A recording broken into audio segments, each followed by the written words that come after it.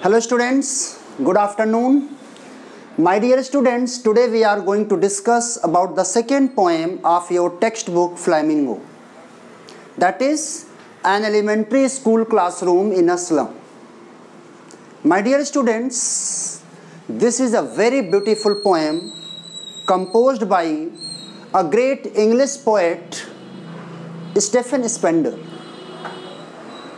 a great novelist, a great essayist, a great politician, socialist, pacifist. My dear students, through this poem, the poet comments on those who are in power and position. The poet comments on those responsible person who are exploiting the weak section of the society, who are playing game with the future of slum children, poor children. Through the examples of slum children, the poet attacks on those persons who are in power and position, who are exploiting the weak section of the society, who are responsible for those children's dark future. In this poem, the poet has picturized about the condition of the slum children, about the condition of slum children. My dear students, the poem An Elementary School Classroom in a Slum, that is composed by a great English poet, Stephen Spender. And in this poem, he describes about a slum school, about slum children, about a school that is situated in a slum area. There is no quality education provided to the students who are studying in that school. The children who are sitting in that classroom malnutrited. They are suffering from different kinds of disease. They are very poor. They are very depressed. No quality education, no quality living style, no proper food, no proper clothes. They are suffering students, suffering children. And the people and the person who are in power and position, they are exploiting this section, the section, weak section of the society. They are not attentive for the betterment of these children. उनसे कोई मतलब नहीं है. They do not help those children. कुछ भी नहीं कर रहे हैं उनके बेटरमेंट के लिए, उनके क्वालिटी एजुकेशन के लिए. उनसे कोई मतलब ही नहीं है. They have no basic requirements, basic needs, basic facilities. They are suffering from different kinds of disease. They are sitting in the classroom absent-minded. What is the reason behind it? No quality education provided them. The teacher who are teaching there, they are not providing the students quality education. Only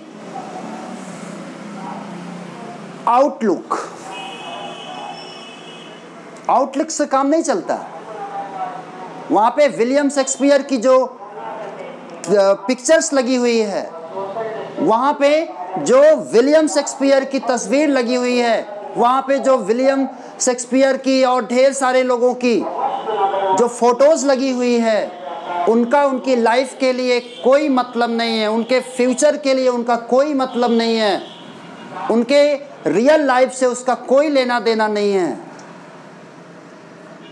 वहाँ पे जो maps लगे हुए हैं, उस they don't know how to read map, जिन्हें map reading ही नहीं आती, उनके लिए उस मैप का क्या मतलब है। वहाँ पे जो लैंडस्केप बनाई गई है, जो वहाँ पे पिक्चर्स लगी हुई है उस वॉल में, उनके लिए उसका कोई यूज़ नहीं है, क्योंकि वो अवेयर ही नहीं, उन्हें पता ही नहीं है।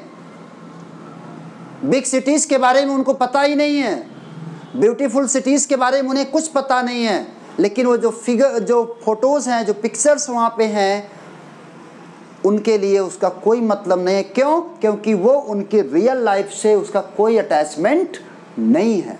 My dear students, the theme of the story is, the theme of the poem is social injustice and class discrimination.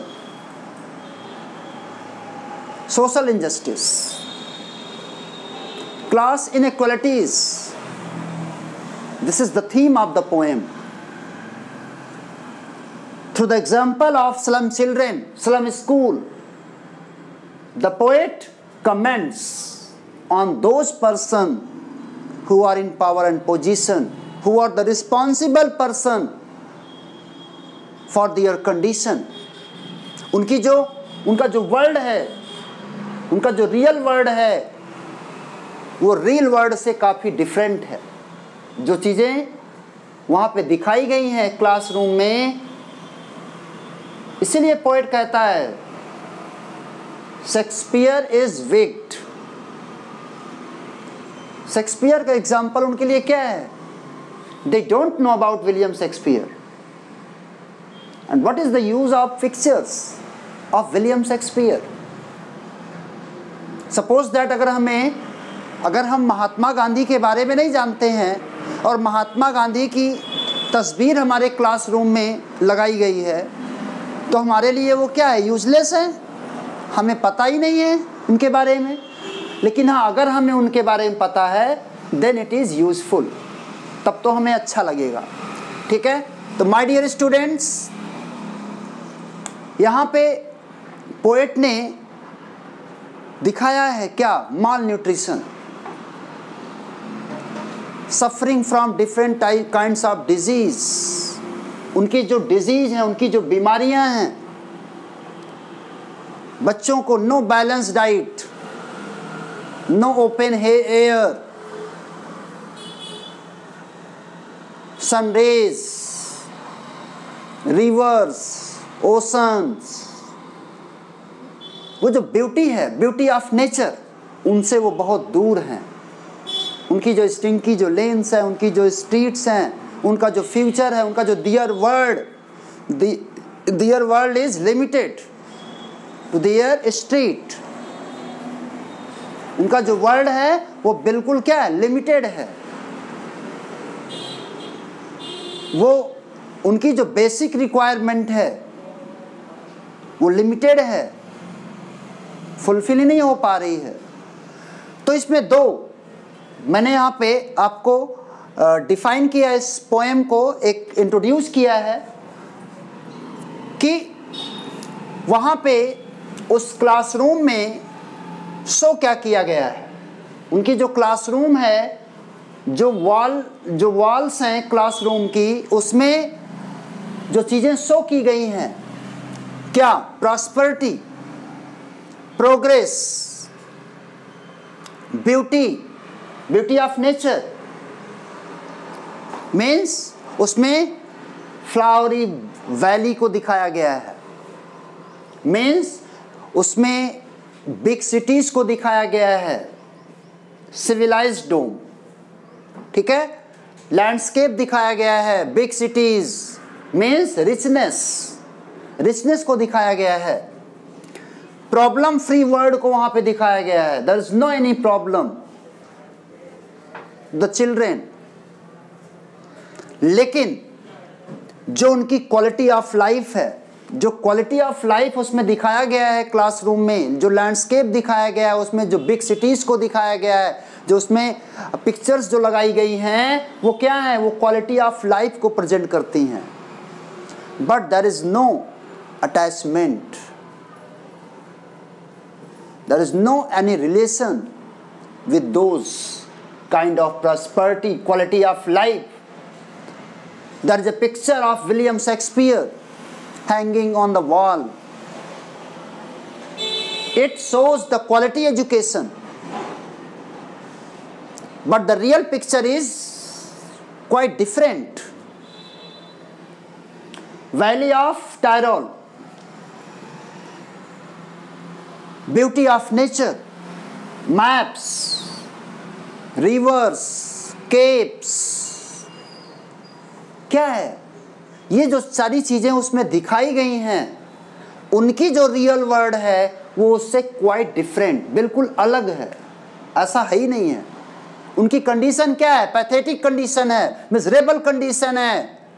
There future is dark, dull, they are sitting in a dull classroom,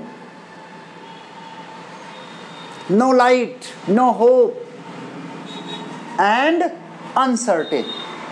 Their life is uncertain, uncertain life है उनकी। उनके जो faces हैं, far far from gusty waves, very far from beauty of nature. Their faces, yellowish faces, weak, malnutrited, untidy hair, उनके अनकॉम्ड hair हैं, बाल फैले हुए हैं ऐसे। Means no quality education, no quality life living standard, and they are depressed, weighed down. Paper seeming boys, a paper seeming boy, he is as thin as paper, means very weak, not physically fit, and they are suffering from different kinds of disease, foggy street. उनका जो environment जिसमें वो रहते हैं वो क्या है? डल है, डार्क। उनकी एक लिमिटेड, उनका एक एरिया है जिस पर वो रहते हैं। They pass all the time in slum, they are living there in school and after that their homes. No hope, no better life, no quality life, no quality education. They are suffering children. Dull atmosphere, no quality education. Here, quality of life, quality education, the picture of William Shakespeare hanging on the wall, but no quality education provided. Bad examples. Shakespeare, the picture of William Shakespeare, open-handed maps, each and everything, they are bad examples. They are useless for those children. They are ignored by the society. They are ignored by the people who are in power and position. No basic facility provided the students. Means, my dear students, in this poem, the poet wants to make a clear picture of slum children, of a slum school. आप उसका example present time में government schools के कुछ ऐसे 100% मैं नहीं कह सकता हूं, लेकिन कुछ ऐसे परसेंट में कुछ ऐसे स्कूल्स हैं जहाँ पे teachers, only one teacher, no quality education, no quality classroom, बहुत सारी चीज़ें हैं। अपने गांव के किसी एक स्कूल को आप उसको माइंड में सेट करिए, आपको समझ में आएगा कि क्या क्वालिटी एजुकेशन की यहाँ पे बात हो रही है। पोएट किस पर कमेंट करता है, पोएट किस पर कमेंट करता है, कैसे स्कूलों के बारे में कमेंट करता है। वहाँ पे क्या है, पोएट रिक्वेस्ट करता है एट लास्ट जो वहाँ के विजिटर्स हैं, गवर्नर हैं, इंस्पेक्टर्स हैं, जो भी रिस्पॉन्सिबल अथॉरिटीज हैं, वो उससे रिक्वेस्ट करता है। क्या रिक्वेस्ट करता है? Come and see the problem of the students.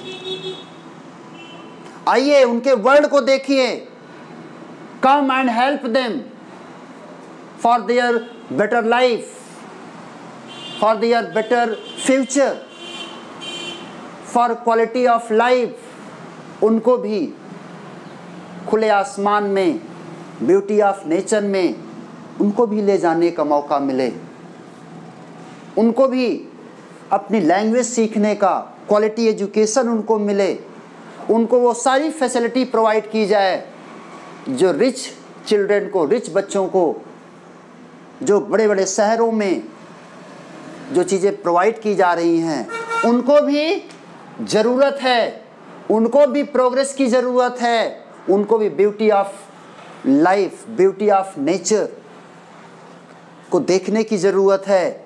It means उनको आप बैलेंस डाइट प्रोवाइड करिए, उनको भी खुले आसमान में रहने के लिए उनको मौका मिलना चाहिए, उनको भी वो चांस मिलना चाहिए कि नहीं, उनको भी वो मौका मिलना चाहिए, वो भी खुले आसमान में रह सकें, वो भी अपनी लैंग्वेज, अपनी इनर फीलिंग को एक्सप्रेस कर सकें। They can not gate these faculties, they cannot get a chance for these activities। उनको भी वो अपॉर्चुनिटीज़ मिलनी चाहिए जो रिच बच्चों को मिलती है। उनको भी रिवर्स, केव्स, लैंडस्केप, अच्छे एटमॉस्फेयर में रहने के लिए, उनकी जो पैथेटिक कंडीशन है उसके प्रोग्रेस के लिए वो रिक्वेस्ट करता है, वो रिस्पॉन्सिबल पर, वो जो मिजरेबल उनकी कंडीशन है उनके बेटर लाइफ के लिए, उनके लाइफ में भी डार्क की जगह लाइट, होप लेस हैं, उनको भी होपफुल बनाइए। वो जो उनकी लाइफ जो अनसर्टेन है उसे भी सर्टेन करने के लिए कोशिश करिए। उनके डल एटमॉस्फेयर को एक लाइटफुल एटमॉस्फेयर, उन्हें भी आशा दो। As a responsible person, they do not want to help them। क्यों?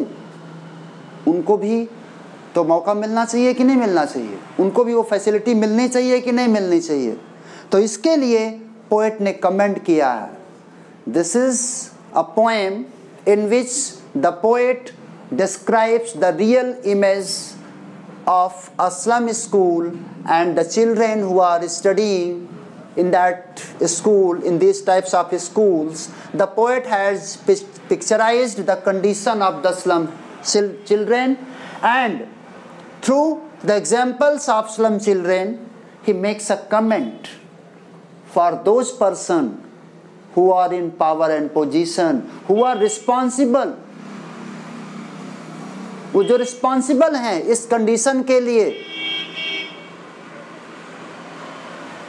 दे are not provided basic facilities, basic need उनको भी मिलनी चाहिए, उनको भी वो सारी फैसिलिटी मिलनी चाहिए जिसके वो हकदार हैं।